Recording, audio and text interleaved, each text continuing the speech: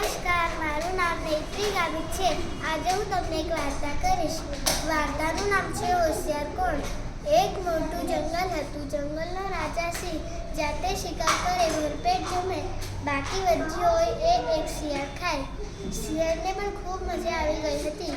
કશું કરવાનું નહીં તો પણ જમવાનું મળી જાય.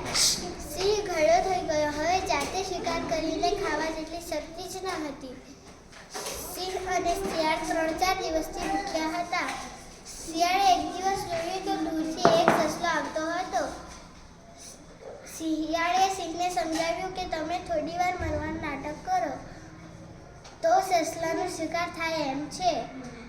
શિયાળની વાત માનીને સિંહ હલ્લે ચલ્લે વગર પડી રહ્યો. સસલો ત્યાં આવીને પૂછ્યું, શિયાળભાઈ આ શું કરો છો?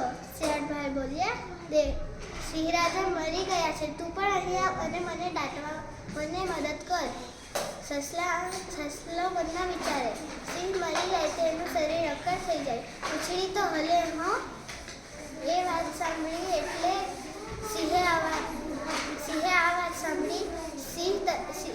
સિંહે તરત જ પૂંછડી હલાવી.